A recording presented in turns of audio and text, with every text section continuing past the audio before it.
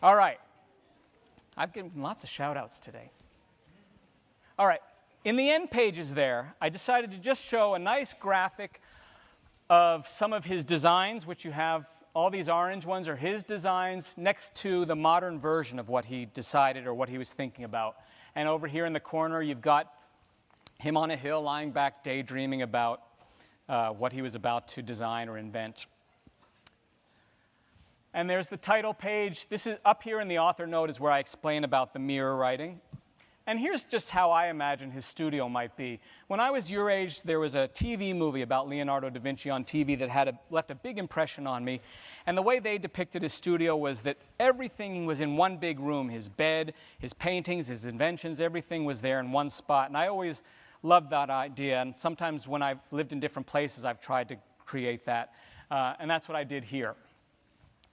So here we are back to this, the opening page. Leonardo da Vinci was fascinated by the world around him. He studied animals and people. He watched plants grow and birds fly. He explored the mighty rivers. Nature was his teacher. It inspired his remarkable studies and inventions. Leonardo's ideas were revolutionary, but they remained buried among his 20,000 pages of notes. Most of his inventions were not built during his lifetime. The designs were either too expensive, too sophisticated, or too controversial.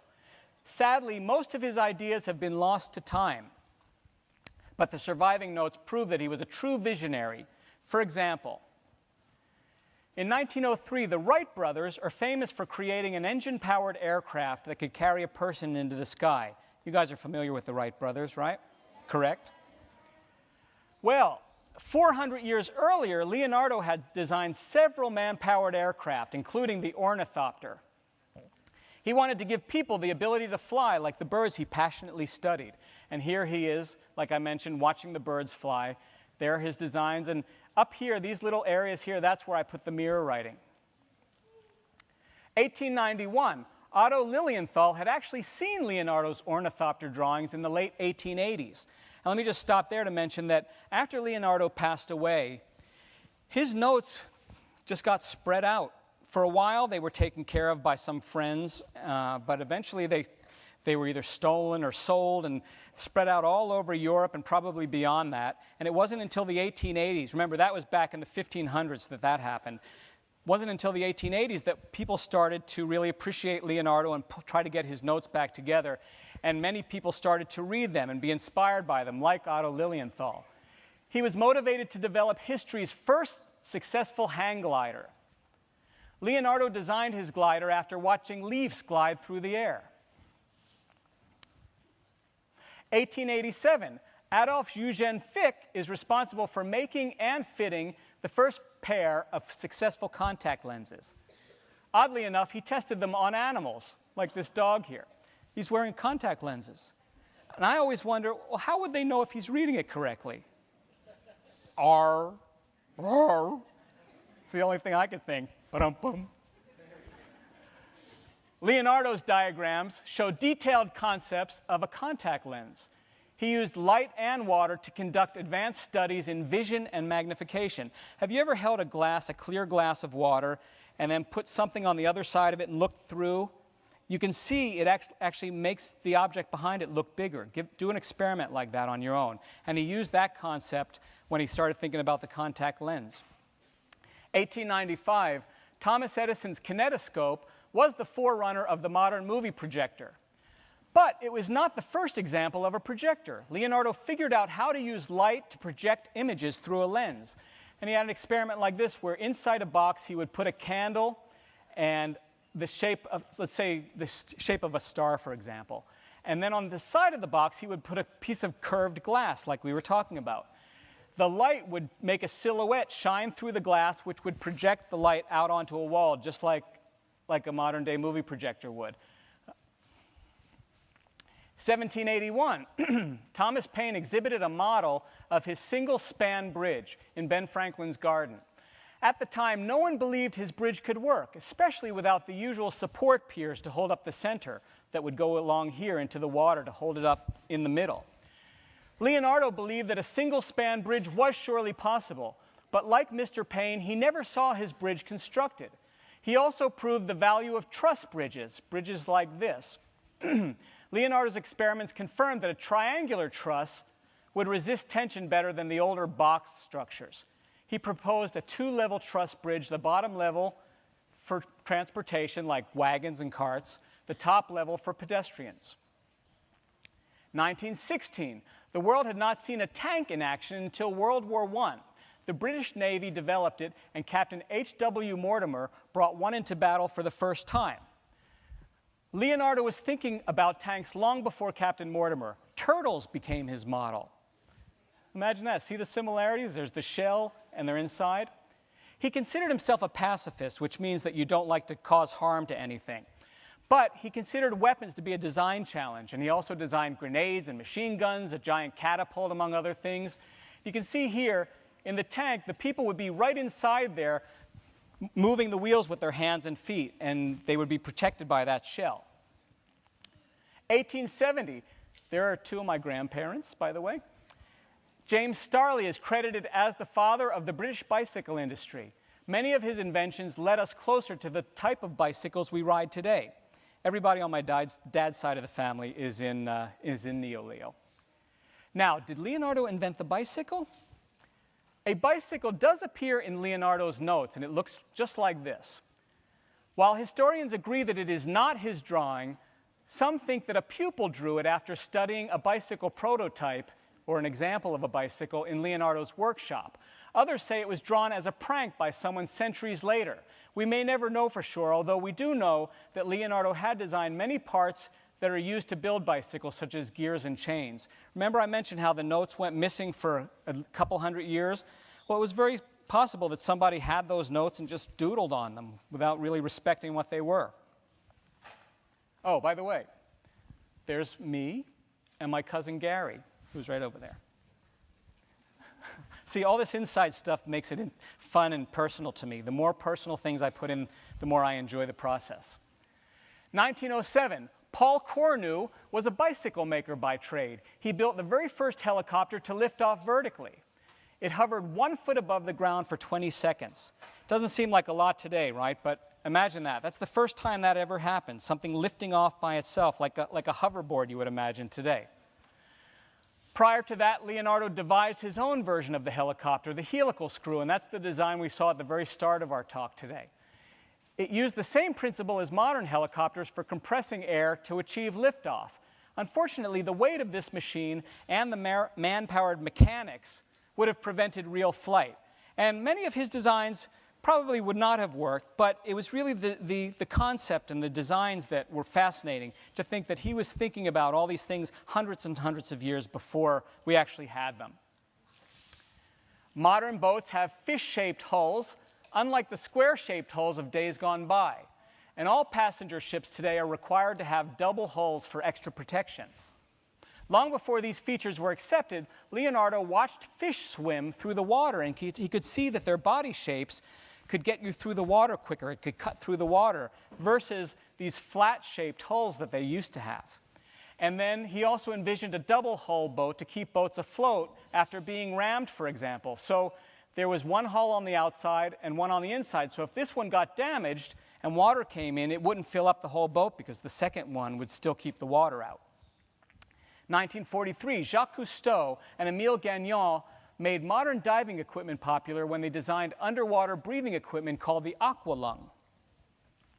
Scuba gear existed much earlier than Leonardo, but he added his own features, such as the inflatable bag to raise and lower a diver and a reinforced breathing tube. This is the one that I'm most impressed with. With the use of modern imaging technology, doctors now understand that when blood moves through the heart, it forms a vortex that opens and closes the heart valves, right? So the blood moving through our heart has a way of opening and closing the valves in our heart. Leonardo had already figured that out. Through detailed body dissection, like doing surgery on someone, and simulated water experiments, he discovered and diagrammed accurate examples of vortex formation in the blood. So if you talk to modern doctors today, they'll tell you that if you just look at Leonardo's notes without adding any kind of modern adaptation, With his designs, you could build a real artificial heart valve. Imagine that, 400, 500 years earlier. By the way, another personal thing. You guys know who the Three Stooges are? I know a lot of you are too young. They were this comedy group when I was growing up, or even earlier than when I was growing up. Well, in my book, Dear Dear, I gave these cows haircuts like the Three Stooges. And since then, they've appeared in about 6 of my books in the background. And here they are as the doctors. And their form of anesthesia is just a rubber mallet they use to conk the guy over the head. What does a steam locomotion and cooking rotisserie have in common? Leonardo da Vinci, of course. His notebooks are filled with experiments on steam power and air pressure, predicting the development of the steam engine. He understood that hot air rises and used that knowledge to operate an automatic rotisserie.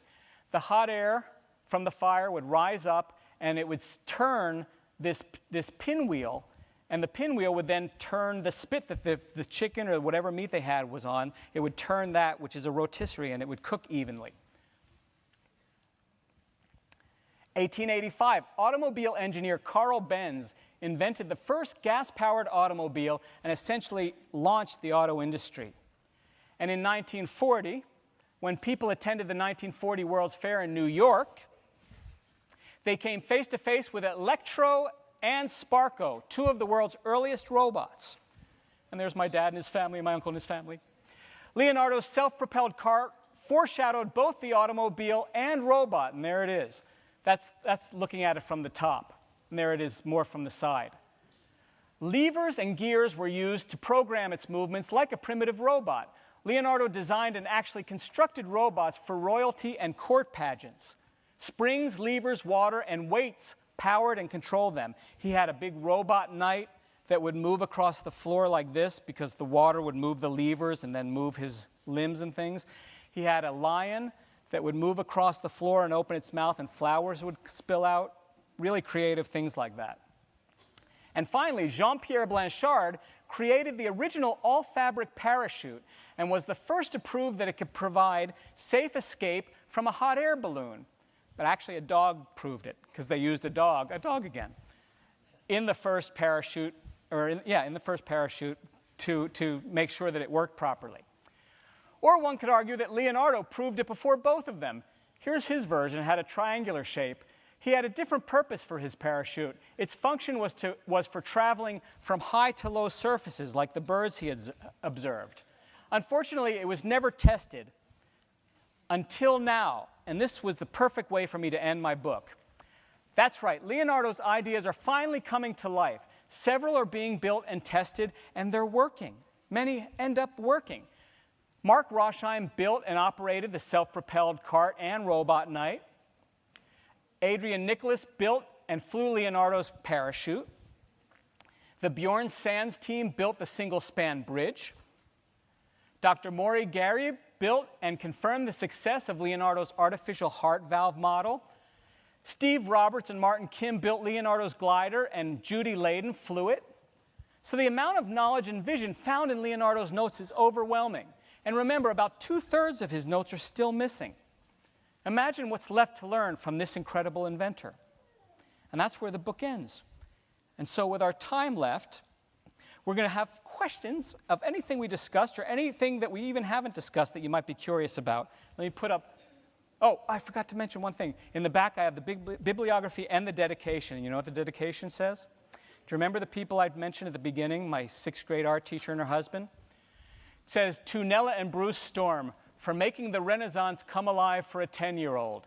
Most boys wanted to be astronauts and firemen. I wanted to be Leonardo. Love your dear boy, Gene. So I gave the tribute to them. So, and there's my website. And please visit that. It has lots more of what I do. So let's, who wants to ask the first question? How about right up here up front? Someone's going to come over to a microphone, with a microphone for you. Go ahead. What's your question, sweetheart? When was he born? When was he born? In 1452 and died in 1519. How about, can we go way, oh, we have someone on this side too. How about way in the back in the plaid shirt there? Wait till they come over to you.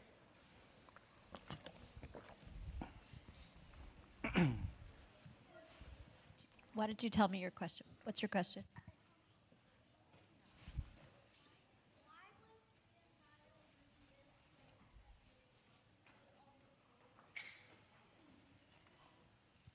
Say that again. Why was he doing what?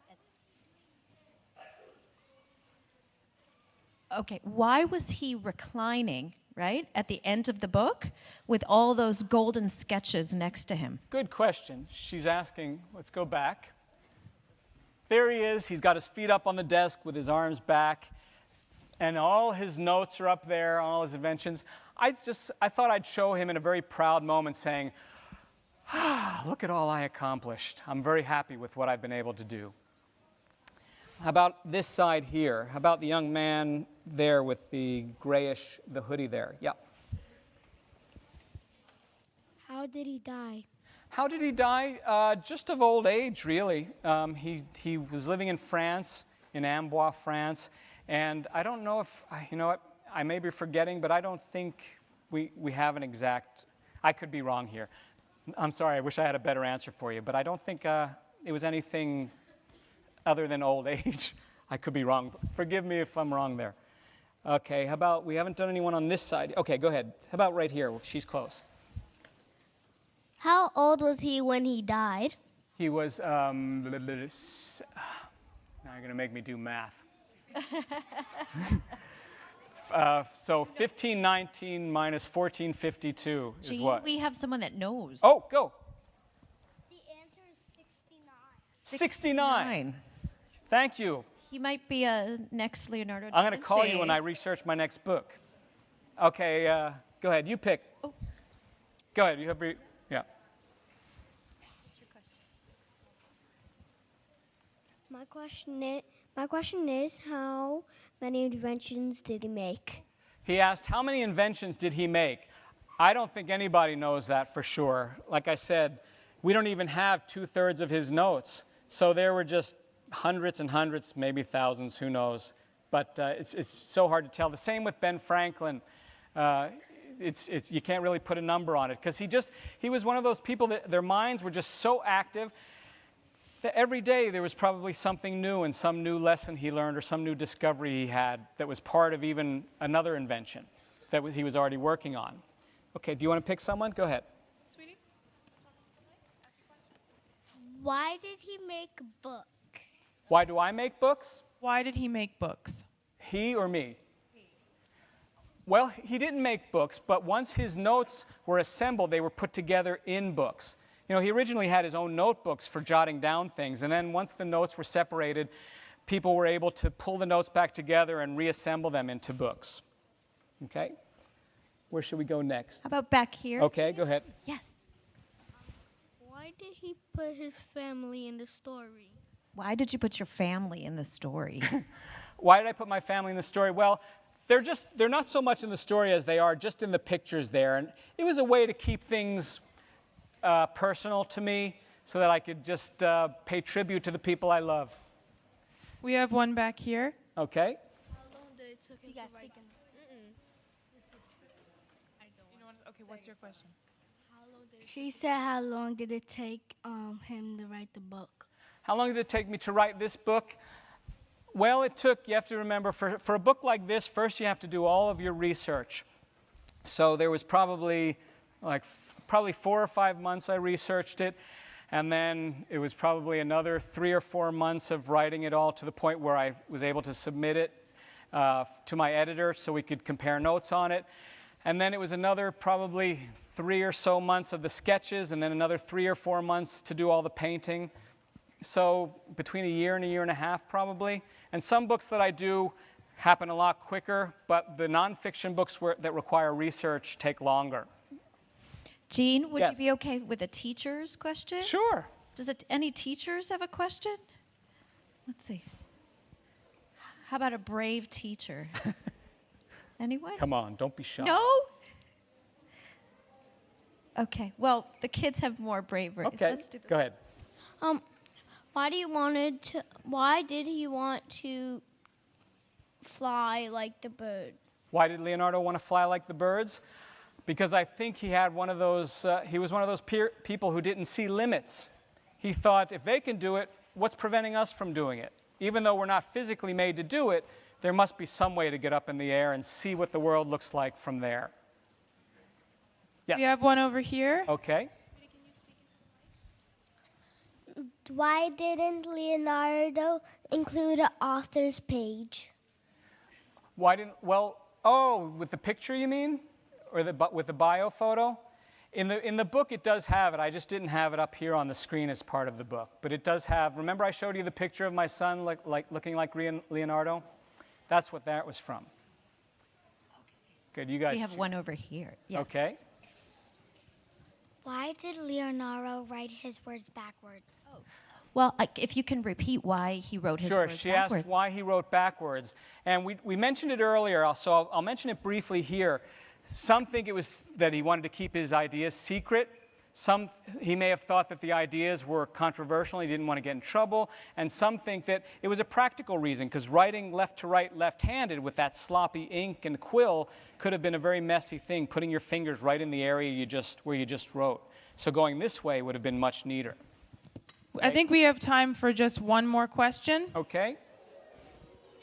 Why did he want to make all these inventions? Why did he want to make all these inventions? Well, like I said, he had a mind that wouldn't stop. Like Benjamin Franklin and other inventors, they were always looking around their world to see where problems might be or where challenges might be. And that's what motivated them to think of solutions or inspire them to expand what we already have and how we already exist. Okay?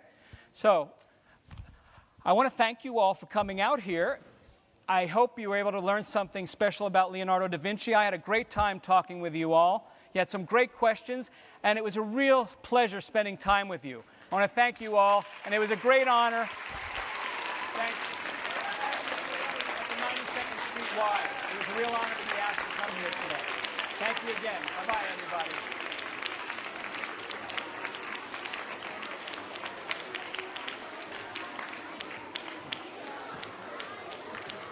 Oh, yeah. Tasha, come here for a minute.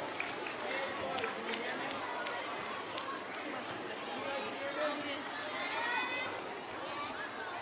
We're going to do a selfie together. Ready? Everybody get ready. We're going to do a selfie. On the count of 3, everybody say hello. Ready? 1, 2, 3, hello!